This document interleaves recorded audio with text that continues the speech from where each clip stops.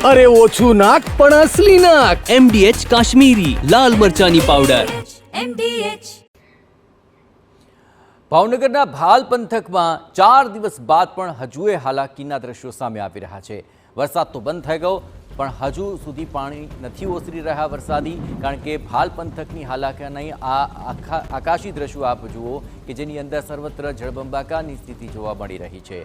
સનેસ, માઢિયા, આ ઉપરાંત પાળીદાદ અને સવાઈનગરમાં હજુ પણ વરસાદી પાણી ભરાયેલા છે ને જળમગ્ન પરિસ્થિતિ જોવા મળી રહી છે। આ આકાશી વિહંગાવલોકન આપ જુઓ કે જ્યાં ખેતા, ખાટલી, કાળા તલાવ સહિતના ગામો જળબંબાકાર પરિસ્થિતિની અંદર સ્પષ્ટપણે દેખાઈ રહ્યા છે।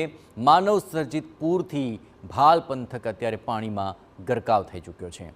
ભાવનગરમાં 4 દિવસ પહેલા ધોધમાર વરસાદ ખાબક્યો હતો અને ભાલ પંથકના અનેક ગામોમાં કાળુભાર અને ઘેલો નદીના પાણી ફરી વળ્યા અને તેને કારણે આ જળબંબાકારની પરિસ્થિતિ સામે આવી રહી છે। હાલ વરસાદ છતાં 4 દિવસ પહેલા આવેલા પૂરના પાણી હજુ સુધી ઓસર્યા ન હોવાને કારણે આ જળબંબાકારની પરિસ્થિતિ જોવા મળી રહી છે। આ ઉપરાંત આ માનવ સર્જિત પૂર હોવાનો ઉલ્લેખ થઈ રહ્યો છે અને તેઓનો જ આક્ષેપ સતત લગાવાઈ રહ્યો છે અને તેની જ સાબિતી આ દ્રશ્યો આપી રહ્યા છે। વર્ષો પહેલા જ્યારે નદીનો પ્રાકૃતિક પ્રવાહ હતો ત્યારે આવી કોઈ સમસ્યા ન હતી, પરંતુ મીઠાનું ઉત્પાદન વધારવા કેટલાક કૃત્રિમ અવરોધો ઊભા કરાયા અને તેને કારણે આ સ્થિતિ સર્જાયાના આક્ષેપ ઉઠી રહ્યા છે। ખુદ ભાવનગરના કલેક્ટર પણ આ વાત સ્વીકારી રહ્યા હતા।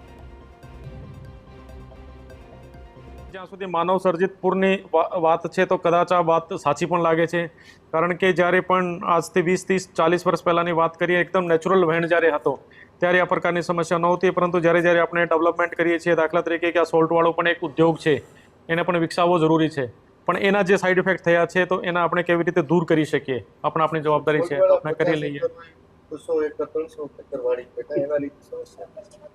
આ પણ એક કારણ હશે સમસ્યાનું, હું ના નથી પાડતો, લેકિન એની પણ DLR તરફથી, બાયસેક તરફથી અને જે પણ આપણી પાસે ગૂગલ અર્થ વગેરેની આપણે હેલ્પ લઈને અને ખરેખર એનો કબજો કેટલી જગ્યામાં હોવું જોઈએ અને ખરેખર કેટલી જગ્યામાં કબજો છે એના આધારે એના ઉપર પણ એક્શન લેવામાં આવશે। મુદ્દો એ છે કે સમસ્યાનું નિરાકરણ ક્યારે?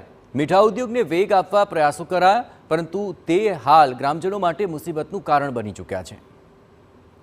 અને આ સમગ્ર મામલે વધુ વિગતે વાત કરવા માટે જોડાઈ રહ્યા છે TV9 સંવાદદાતા અજીત ગઢવી। અજીત, આકાશી દ્રશ્યો પરથી તો સ્પષ્ટપણે લાગી રહ્યું છે કે આ જે પૂરગ્રસ્ત પરિસ્થિતિ છે તે માનવ સર્જિત હોઈ શકે છે। કલેક્ટર પણ આ વાતનો સ્વીકાર કરી રહ્યા છે, પરંતુ આ વરસાદ બાદ હવે કઈ પ્રકારની મુશ્કેલીનો સામનો ભાલ પંથકના લોકોને કરવો પડી રહ્યો છે? અજીત જી, જયેશ, વાત કરવામાં આવે તો ભાવનગર જિલ્લામાં અને ખાસ કરીને ઉપરવાસમાં ગઢડાથી લઈને જે ધોધમાર અને અતિ ભારે વરસાદ જેને કહી શકાય એવો વરસી જતા તમામ જે પાણીનો પ્રવાહ છે તે ભાલ પંથકમાં કાયમિક વર્ષોમાંથી આવે છે અને દરિયામાં પાણી જાય છે ત્યારે વધારે પડતું પાણી આવી જતા સ્થિતિ સર્જાણી છે। પરંતુ આ સમસ્યા આજકાલની નથી, વર્ષોથી છે। ત્યારે જે ભાવનગર કલેક્ટરે જે વાત કરી કે આ માનવ સર્જિત છે ત્યારે મીઠા ઉદ્યોગ પણ જરૂરી છે, ચોક્કસપણે મીઠા ઉદ્યોગ જરૂરી છે, ત્યારે તંત્રએ, સરકારે એવી પ્રકારના આયોજનો અને વ્યવસ્થા કરવી જોઈએ કે ઉદ્યોગ પણ સચવાઈ રહે અને આ જે ગામના લોકો છે, ખાસ કરીને પાળિયાદ, સનેસ, માઢિયા, સવાઈનગર, આ લોકોને જીવવું કેવી રીતે સવાલ ઊભો થઈ ગયો છે, કારણ કે અહીંયા બધા જ એક ગામની અંદર મોટી વસ્તી રહે છે, કોઈ ગામમાં 1000 માણસો, 2000ની વસ્તી છે। આ સિવાય પશુપાલક વ્યવસાય સાથે જોડાયેલા છે, મોટી માત્રામાં હજાર પશુઓ છે, ગાયો છે, ભેંસો છે, ત્યારે આ લોકો ડૂબી જાય અને એથી સૌથી મોટી જે વેરાવળ કાળિયાર ઉદ્યાન આખું મોટું સેન્ટર આવેલું છે, 3000થી વધારે કાળિયારની હરણોની જે જાત છે, પ્રજાતિ છે, તે ત્યાં વસે છે।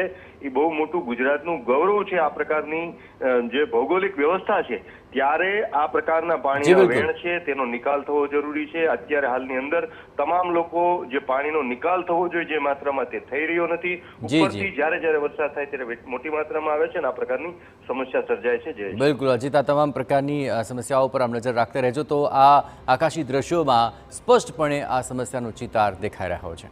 MDH બિરયાની મસાલા, પારંપરિક બિરયાનીનો અસલી સ્વાદ। असली मसाले सच MDH